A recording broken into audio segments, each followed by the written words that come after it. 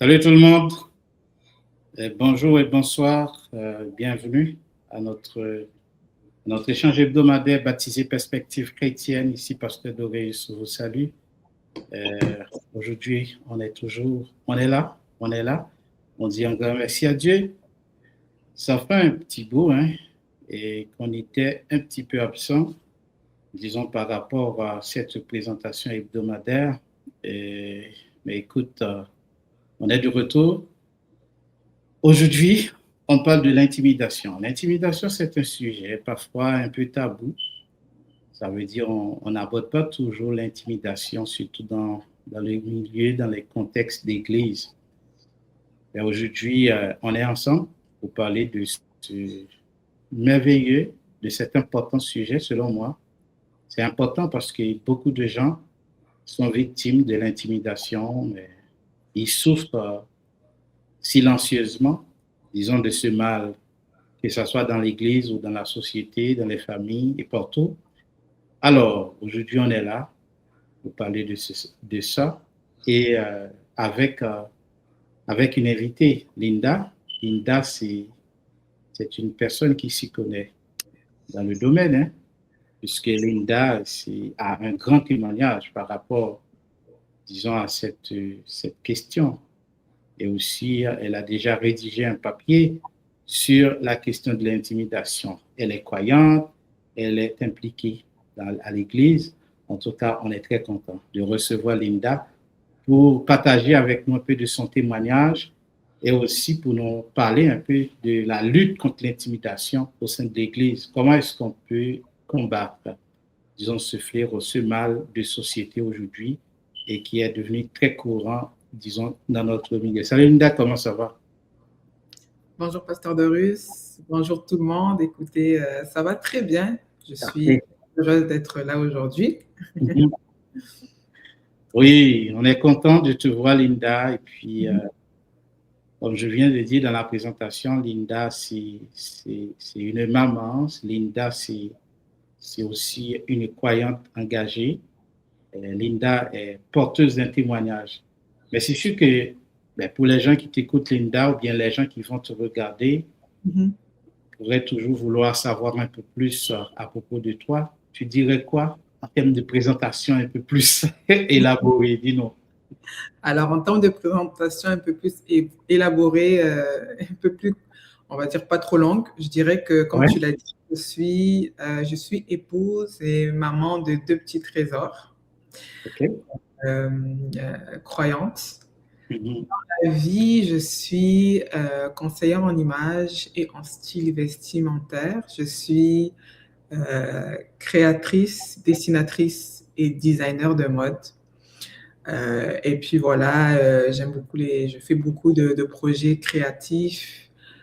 Euh, voilà, en gros, pour faire une histoire courte, Mhm. pas mal ça. OK. Quand tu dis conseiller en image, mais c'est sûr que le concept, pour certaines personnes, peut-être, c'est pas trop clair. Dis-nous, que fait un conseiller en image?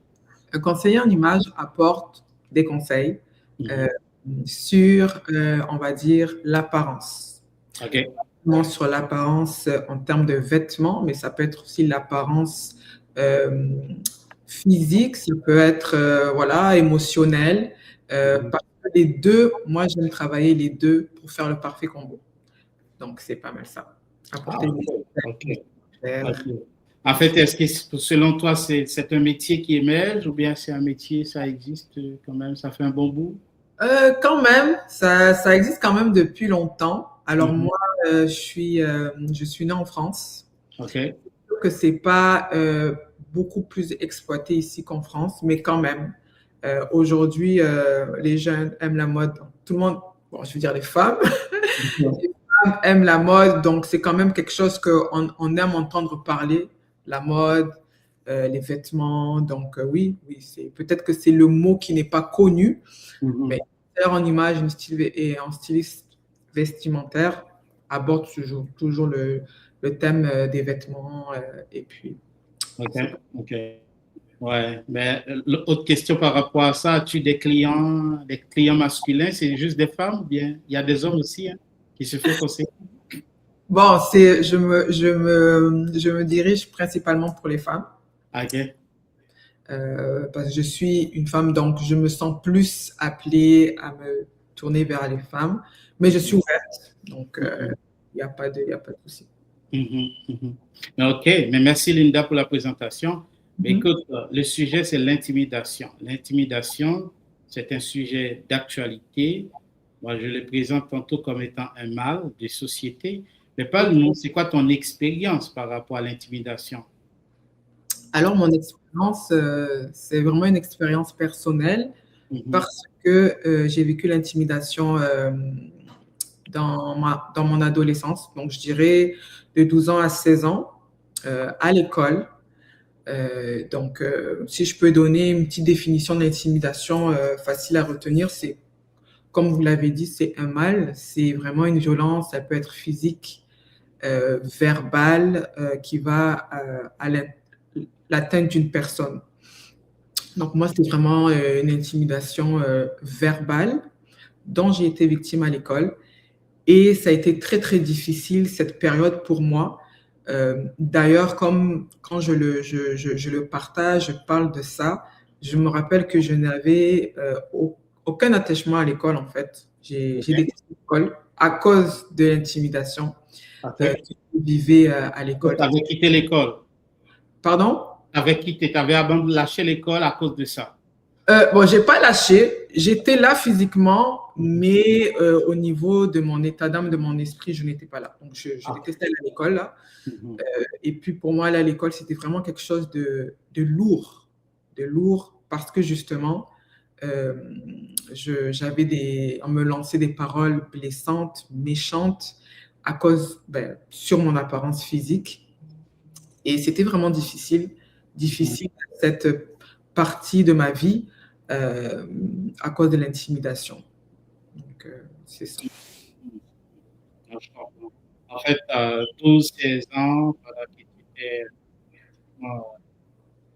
à l'école, tu as vécu tout ça, mais est-ce que c'était de la part disons, des adultes ou bien des jeunes de ton âge, de tes camarades de classe? Non, c'était vraiment Mhm. des camarades de classe qui me disaient vraiment des paroles blessantes, méchantes sur mon physique, des critiques des moqueries, des insultes vraiment qui touchaient à ma personne, qui touchaient à mon physique. C'était vraiment des paroles incessantes tous les jours que je devais supporter. Donc, c'était vraiment un fardeau. Et quand on va à l'école, c'est vraiment un lieu qui, selon moi, devrait être un lieu où on apprend. C'est pour apprendre l'école, c'est pour se former à la vie d'adulte, c'est pour avoir des connaissances. Mais pour moi, c'était pas ça. Pour moi, l'école, c'était vraiment une étape difficile, une étape que je détestais parce que j'étais un bourreau, en fait. Tous les jours, j'avais des paroles blessantes, j'avais pas d'amis, j'étais seule. Parce qu'il faut pas oublier que l'intimidation apporte beaucoup d'autres facteurs comme la solitude, la gêne, l'anxiété, le stress. Tu peux avoir des pensées de suicide.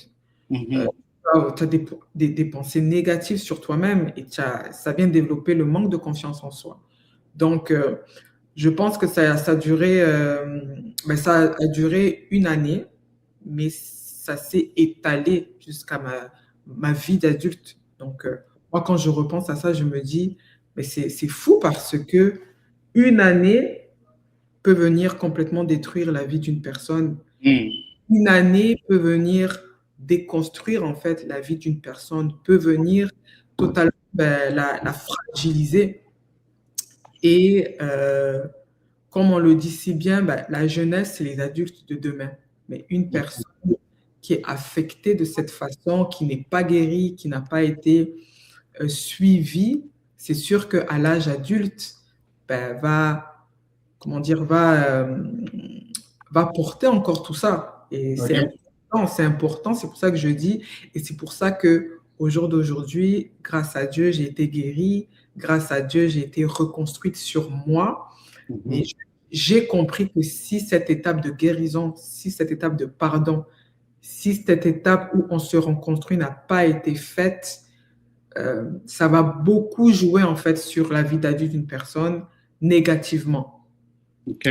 Aujourd'hui, d'intimidation, mais il y a d'autres événements aussi. Il y a d'autres événements aussi qui arrivent dans la vie d'autres personnes. Et ces mêmes événements, s'ils ne sont pas guéris, s'ils ne sont pas travaillés d'une manière à se dire, OK, je travaille sur ça, je fais le choix de fermer la porte, je fais le choix peut-être de pardonner. Si cette étape n'est pas faite, encore une fois, on va se trimballer, comme j'aime le dire, avec les mêmes choses en tant qu'adulte. OK. Très bien. Ouais, en fait, c'est bien de noter, en fait, selon ta compréhension de l'intimidation, malheureusement, les gens, ils comprennent très souvent mal. Ils voient souvent la violence que sous la forme physique. Mais la violence peut être verbale, comme tu l'as souligné. Toi, tu as été victime de cette forme de violence. Verbalement, les gens t'avaient agressé au quotidien.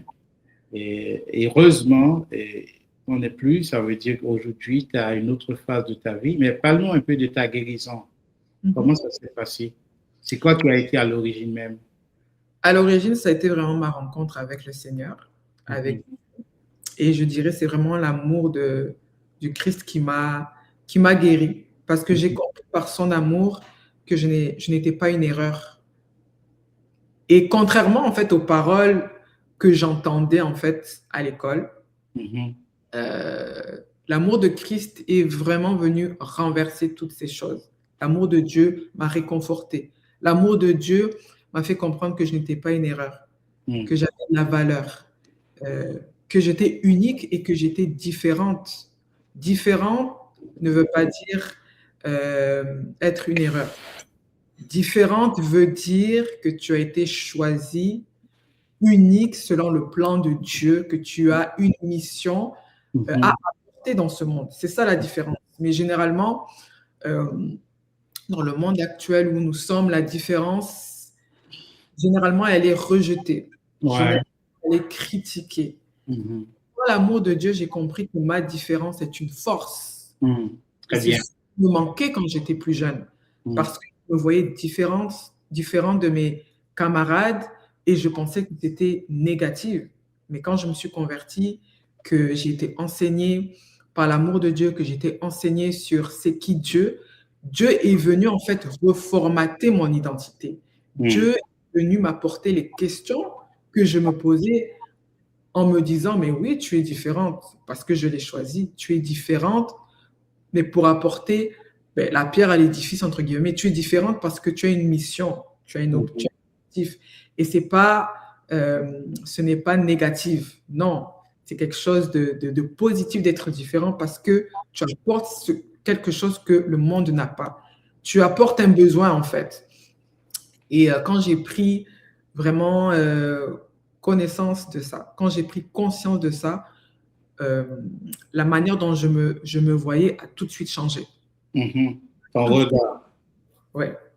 Donc, vraiment, ma rencontre avec Dieu qui a changé la femme que je suis maintenant aujourd'hui, qui m'a permis de me reconstruire sur une bonne base. Non, de ne pas me reconstruire sur ce que j'avais entendu de moi. À l'âge adulte, c'est sûr quand on se demande, mais comment ça se fait que j'ai pas confiance en moi? Comment ça se fait que je suis anxieuse, que je suis toujours stressée? C'est sûr que tout de suite, je ne vais pas penser à l'intimidation que j'ai vécue quand j'étais plus jeune. Mais c'est plus en m'approchant de Dieu que j'ai fait le schéma, en fait. Dieu m'a montré, regarde, d'où vient la source? La source vient d'ici. La source vient de là. Et Dieu m'a permis, en fait, d'abord de fermer ce chapitre de ma vie. Ça part par la guérison. Ça part par le pardon. Et Dieu est venu, comme je l'ai dit, reformater en fait ma base, reformater ma valeur, mes valeurs, reformater ma personne en tant que femme, en tant qu'enfant de Dieu. Donc, Dieu est venu vraiment reformater le tout, reconstruire tout, et c'est la femme que je suis aujourd'hui, Linda. Donc, voilà. Très bien, Linda, mais merci. Ouais, c'est très intéressant. Ouais, un travail de reconstruction totale. Dieu lui-même a opéré dans ta vie. Oui, Dieu est capable de reformater, disons, les âmes, disons, le corps, la pensée. Le travail que fait Dieu, c'est un travail holistique, c'est global. Et c'est dans l'être entier, comme il est écrit dans la Bible, je veux que tu sois en bonne santé, comme prospère l'état de ton âme. Ça veut dire que c'est la santé que Dieu donne, c'est pratiquement dans tous les compartiments de la vie, croyant. Mais Linda, aujourd'hui, toi-même, tu as vécu la guérison, tu es une autre personne, mais c'est quoi ton engagement par rapport à cette problématique? Toi, tu as été une victime de l'intimidation. Qu'est-ce que toi, tu fais aujourd'hui pour essayer de colmater ce problème? Qu'est-ce que tu fais toi-même? Aujourd'hui, je me suis donné la mission. Déjà, j'ai mon entreprise personnelle en étant styliste et conseillère en image, comme je vous l'ai dit, sous le nom de Linalo.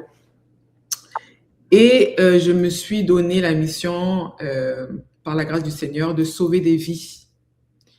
Sauver des vies, pourquoi? Parce que l'intimidation, malheureusement, des fois, c'est pas seulement des pensées suicidaires que certaines personnes ont. Des fois, ça mène même jusqu'au suicide. Pour moi, chaque vie est une bénédiction. Amen. C'est pour ça que je dis, moi, personnellement, ma mission, c'est de sauver des vies. Et sauver des vies, plus explicitement, comment je le fais, j'aborde le thème de l'intimidation. D'ailleurs, j'ai même écrit un bouquin. Je vais vous le montrer qui est ici. OK. L'intimidation, ce que je vis, ce que je porte. C'est un livre que j'ai écrit qui aborde le sujet de l'intimidation pour la jeunesse, pour les jeunes. Pour ma part, donc, j'ai été victime d'intimidation à l'école. Donc, j'ai écrit ce livre vraiment pour que, à l'école, les jeunes en entendent parler dans notre communauté. Je parle de mon parcours, je parle des conséquences de l'intimidation, je parle des outils, comment en fait gérer cette étape, l'intimidation autour de nous. Et bien plus, je prends vraiment à cœur ce thème, l'intimidation autour de moi. Quand des fois, j'ai quand même la grâce d'avoir des jeunes autour de moi, j'aborde plus en fait la thématique de l'identité, parce que pour moi, l'identité, au moment, je dirais, à la tranche comme de l'adolescence, c'est très important parce que lorsque l'identité n'est pas acquise, l'ennemi vient souvent, c'est vraiment à l'âge de l'adolescence que l'ennemi vient attaquer l'identité. Donc, l'identité est très importante d'être enseignée, d'être informée pour justement être assise sur ses valeurs, être assise sur son histoire, sur son témoignage personnel. Et je pense que lorsque les jeunes se connaissent, lorsque les jeunes savent qui ils sont, d'où ils viennent, eh bien, tout de suite, ça met la table un petit peu, ça met voilà, les pendules à l'heure, comme j'aime le dire, et ça permet quand même d'avoir une jeunesse forte. Très bien, très bien. En fait, j'imagine dans ce livre, tu partages aussi ton témoignage, c'est ça? Exactement, je partage mon témoignage du début jusqu'à la fin. Donc, je parle de comment est-ce que j'ai vécu l'intimidation, comment je l'ai partagé avec mon entourage, ma famille, et comment je m'en suis sortie aussi. Donc, c'est vraiment un ouvrage pour sensibiliser les jeunes. Sensibiliser les jeunes et tout ce qui se passe autour. Parce que je crois que c'est encore un sujet assez tabou dont on n'aime pas parler, mais qui a sa place dans notre communauté, qui a sa place dans notre société. Donc, c'est ça. OK. Mais par exemple, pour les gens qui veulent se procurer cet ouvrage, comment faire? C'est sur Amazon ou bien comment? Je dirais, c'est pas encore sur Amazon, mais vous pouvez me contacter via ma page Instagram. Donc, c'est Linalo, comme c'est écrit en bas de l'écran à gauche, officiel. Et puis, juste m'envoyer un courriel. Et puis, ça me ferait plaisir de vous partager l'ouvrage. Oui, c'est très bien. OK. Ben, écoute, la question de l'intimidation, c'est très présent aujourd'hui, malheureusement, dans nos communautés de foi, à l'Église. C'est ça ton constat? Tu l'as révélé un peu dans le document, dans ton livre? Oui, je dirais que c'est vrai que c'est pas partagé dans nos églises, mais pas seulement dans nos églises. Je pense que dans la société actuelle, on ne parle pas beaucoup d'intimidation. Je dirais que d'après ce que je pense, l'intimidation est divulguée à l'église, mais d'une manière différente. On ne va pas dire le mot intimidation. Et puis, on va appeler ça la peur. Peut-être qu'on va appeler ça le stress. Parce que l'intimidation amène d'autres facteurs, c'est sûr. La peur, l'anxiété. On parle de santé mentale. Mais je veux dire, il y a une source aussi. Donc, je pense qu'il y a quand même il y a une évolution. Je trouve qu'il y a une évolution. On parle beaucoup de santé mentale au jour d'aujourd'hui. Donc, je reste quand même positive. Mais c'est vrai que l'intimidation en soi, on n'entend pas beaucoup parler. Par contre, il y a une évolution et je pense qu'il faut continuer dans ce sens-là. Donc, continuer à en parler, ça prend le début pour toute chose. Donc, je pense aussi que ça prend aussi des personnes qui prennent le courage et d'en parler, je veux dire. Donc, aujourd'hui, on est avec le mot santé mentale, mais ça a pris du temps aussi. Donc, je pense aussi que pour l'intimidation, c'est la même chose. Ça prend aussi des courageux. Ça prend aussi de l'initiative pour parler d'intimidation. Peut-être que ce n'est pas encore une notion qui, pour notre communauté, n'est pas, on va dire, tout le monde n'est pas à l'aise avec ça, mais je pense que l'intimidation a sa place et devrait avoir sa place aussi autour de nous, parce que ça brise des vies et ça brise beaucoup de jeunes. Donc, moi, je vais encore le répéter, pour moi, la jeunesse est une bénédiction. La jeunesse sont l'avenir, c'est les adultes de demain, donc c'est l'avenir de ce pays. Et on veut des jeunes forts, on veut des jeunes en santé, on veut des jeunes qui viennent prendre leur place dans ce monde, mais ça prend des jeunes assis, ça prend des jeunes qui sont à l'aise, qui sont conscients que je suis un don, que Dieu a mis en moi des capacités, que Dieu a déversé en moi une bénédiction et que je dois en fait, je dois me développer, je dois prendre part, je dois prendre possession sur le territoire que je suis. Et moi, en fait, je ne serais jamais arrivé à cette position, à ce niveau, si j'aurais été encore prise dans cette prison où l'intimidation me gardait. Ça a pris qu'à un moment donné, je dise non et je dis stop. Ça a pris qu'à un moment donné, je dénonce. Alors, dénoncer, c'est une chose. Mais après la dénonciation, il y a un processus. Et ce processus, c'est dire, je ferme la porte à la peur, je ferme la porte au découragement, au stress, je ferme la porte au manque de confiance en moi, à la gêne, parce que je dois prendre possession de ce que Dieu a mis en réserve pour moi. Mais si j'ai peur tout le temps, mais si je n'ai pas confiance en moi, mais si moi-même je me rabaisse, ça ne peut pas marcher.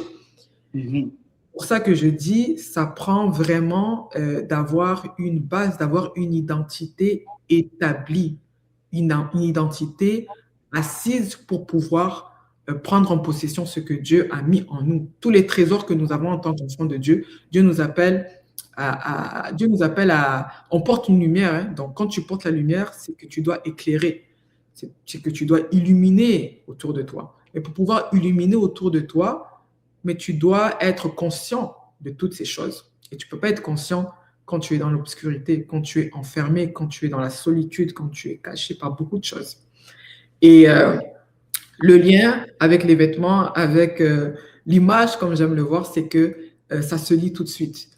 Une personne qui est à l'aise avec son corps, qui est à l'aise avec sa morphologie, qui est à l'aise avec son statut présentement, ça se voit dans les vêtements. Donc moi, je sais pas si je dois dire une philosophie ou moi, ce que je crois, c'est qu'il n'y a aucun vêtement qui rendra belle, beau une personne. C'est la personne qui va illuminer le vêtement. Donc c'est important, l'identité, c'est important, les valeurs, nos valeurs sont importantes et notre identité en tant qu'enfant de Dieu. Est-ce que tu vois que moi, je suis à l'aise, Linda? Dis-moi. Parfaitement à l'aise, oui. C'est parfait. Merci. Ouais, c'est ça. L'intimidation, c'est à une source. Comme tu l'as dit, c'est malheureusement, on aborde souvent le problème un peu en surface, dans le sens qu'on voit la personne qui vit une saison un peu difficile de sa vie. Oui, ça peut être la peur, ça peut être le stress, mais toutes ces choses ont quand même une base. Ça a commencé peut-être par l'intimidation. Ça veut dire que ça peut pas être, ça devrait pas être un sujet tabou, parce que l'intimidation existe, que ce soit à l'école et à l'église. L'église qui devrait être quand même un lieu de consolation, un lieu où l'humain, où tout le monde devrait être accepté, mais malheureusement aujourd'hui, on vit des choses, mais de façon silencieuse. Ça veut dire, on ne veut pas en parler parce qu'il y a toujours ce regard un peu négatif, mais il y a aussi cette tendance à tout diaboliser, hein, dans le sens que le diable est à l'origine de tout. Ouais, mais je pense que nous autres, comme croyants, nous pouvons faire certaines choses. Nous pouvons travailler en vue de rendre notre milieu plus serein, plus accueillant, disons, plus acceptable d'une certaine manière, si on peut le dire, plus hospitalier. En tout cas, mais Linda, mais si tu auras à dire, à donner des conseils par rapport, si on doit lutter contre l'intimidation au sein de l'Église, ce serait quoi tu dirais par rapport? Moi, ce que je dirais, c'est à peu près comme on l'a dit tout à l'heure, parler de l'intimidation plus explicitement. Ouais. Parler de l'intimidation dans nos églises, dans nos communautés, auprès des jeunes, auprès des parents, auprès même des enfants, commencer à parler d'intimidation. Plus tôt c'est parlé, ben, plus vite ça sera aussi dénoncé. Donc, c'est ça, parler vraiment de ce sujet-là. Et aussi, je dirais, enseigner beaucoup sur l'identité en tant qu'enfant de Dieu. Parce que lorsque l'identité est comprise, lorsque l'identité est acquise, on se connaît mieux. On connaît notre valeur. On sait sur quoi reposent nos valeurs. Et arriver à une situation d'intimidation, il y aura une petite sonnette d'alarme qui va dire, mais qui va tout de suite réagir. Pour l'avoir vécu, quand l'identité est incertaine, on ne se connaît pas totalement, quelles sont nos valeurs, on ne les connaît pas, c'est plus difficile. Mais lorsque, comme j'aime le dire, la table est déjà bien dressée, il y a moins de répercussions parce que tout de suite, il y aura une sonnette d'alarme qui va retentir en nous, qui va se dire, cette situation n'est pas normale. Donc, je dirais vraiment enseigner, informer, réenseigner sur l'identité. C'est très, très important. Et puis, voilà, donner des ateliers, des formations sur l'intimidation, surtout aux parents, les outiller, les diriger, les orienter vers des professionnels aussi.